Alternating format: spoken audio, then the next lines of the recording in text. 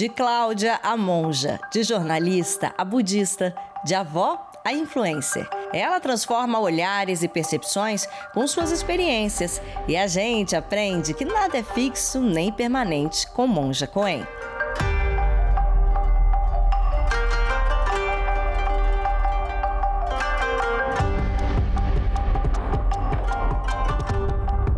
Tem uma maneira diferente de viver e ela pode ser uma maneira de transformação social, política e econômica. Porque eu acho que o fato de ser jornalista, de ser repórter, faz você ver o que é assim como é. Você não projeta nada em cima. Você tem que transmitir aquilo que está acontecendo, não é? Então, para isso, você vê mesmo coisas que não gostaria de ver. E a gente, ao presenciar isso, o que eu posso fazer para que seja melhor, menos sofrido, menos difícil. Eu acho que isso me influenciou muito, ainda mais com 19, 20 anos de idade, né? Que é a época que a gente quer mudar o mundo, quer criar condições. E aos pouquinhos eu fui percebendo que para mudar o mundo eu tinha que mudar a mim. E eu tinha que perceber em mim aspectos que ainda não eram completamente redondinhos, né? Que ainda havia discriminações, que havia preconceitos, que havia maneira de viver que eu não concordava muito. Foi muito intenso, sabe? Porque era todos os dias. E a gente entrava naquela época, 13h, era o Jornal da Tarde, e saía 1, 2 da manhã. Era uma delícia, sabe? Era. Traz uma experiência, né, de vida e um olhar muito amplo, humano. Isso. Né? E de que maneira esse olhar amplo, humano, influenciou e influencia até hoje na sua vida como monja? Porque eu acho que o fato de ser jornalista, de ser repórter, faz você ver o que é assim como é. Você não projeta nada em cima. Você tem que transmitir aquilo que está acontecendo, não é? Então, para isso, você vê mesmo coisas que não gostaria de ver. O jornalismo foi fundamental na minha vida, porque mexeu com os valores que seriam da minha casa, da minha família, do meu bairro. De repente, eu saio de lá e eu entro em contato com a dor e a alegria do mundo. E eu falo, é maior do que a minha família, é maior do que os valores das universidades que eu podia estar frequentando.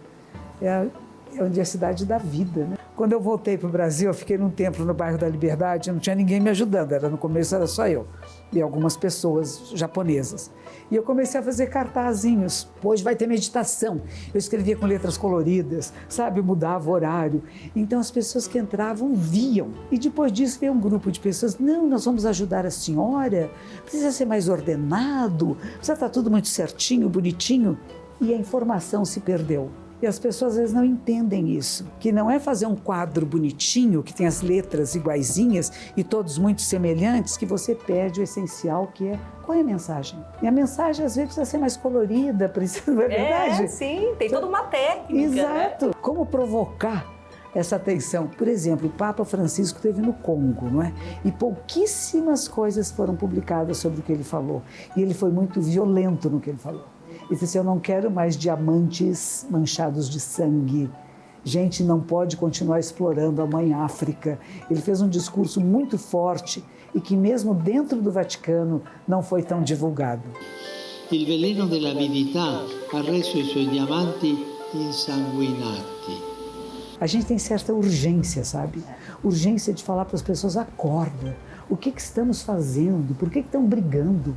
Por que estão jogando bombas? O que foi agora na Turquia e na Síria, esse terremoto? Que áreas são essas que não fizeram construções como fazem no Japão, em que você tem mais flexibilidade nos prédios para que não desabem todos? Somos todos corresponsáveis por sociedades que cuidam de alguns e descuidam dos outros.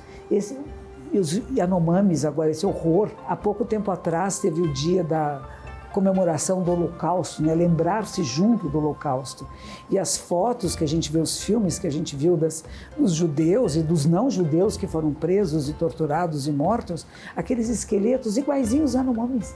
O que é isso, gente? Nós continuamos fazendo isso. Continuamos. Continuamos não cuidando de nossos irmãos e irmãs, é a vida da Terra, é a nossa espécie. Se a gente já abusa das outras espécies, mas da nossa, a Ucrânia com a Rússia, o que é aquilo? Como é que a gente admite que isso exista nesta época do mundo, da vida? E a gente ainda assiste esse horror, né? É muito doloroso ver como existe essa diferença social e algumas famílias, poucas no mundo. Não estou falando de nós que somos classe média, que a gente pode ter um salário um pouco mais alto, ter um carrinho melhor. Não é isso, a gente está falando dos bilhardários. Verdade. São eles que estão nesse controle e que gostam das guerras. E que incentivam a pobreza. Incentivam a pobreza, incentivam a guerra, porque ficam ricos com armas. Com armamento, gente, que isto?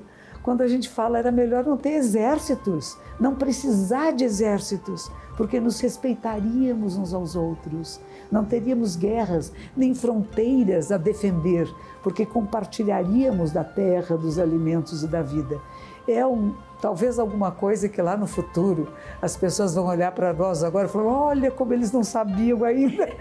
Eu espero que sim, porque a impressão que a gente tem, infelizmente, ultimamente, é de um retrocesso absurdo. Ou é um retrocesso, ou é um acender das luzes. É um impulso. Quando você faz caligrafia japonesa, se você vai desenhar uma linha reta, você não começa, você vai um pouco para trás e depois você faz a reta. E no final você volta um pouquinho. Você vai de cima para baixo, você já não começa assim, você vai um pouquinho para cima e depois você abaixa o pincel e no final você sobe um pouquinho. Então, às vezes, como você falou, esse retrocesso serve para um despertar. Por que está tendo um movimento que é internacional, não é só Brasil, né? Houve um movimento muito grande, ainda existe no mundo, de uma chamada extrema-direita, que eu nem chamaria direita isto, né? É um movimento absurdo, discriminatório, preconceituoso, fascista, abusivo. Né? Por que isto acontece, né? E eu acho que é medo e fragilidade. Pessoas fortes não discriminam. Pessoas têm consciência de si, de seu papel no mundo, não têm medo do outro, não acham que o outro é inferior, nem superior, nem igual. Tem o seu papel e sua função no mundo e na sociedade. Pensamentos políticos diferentes, administrativos diferentes, que bom! Podemos nos juntar e pensar o que temos de positivo para construirmos para todos nós.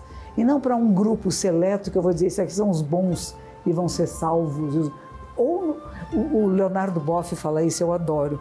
Ou salvamos todos juntos ou morremos todos juntos. Tem uma maneira diferente de viver.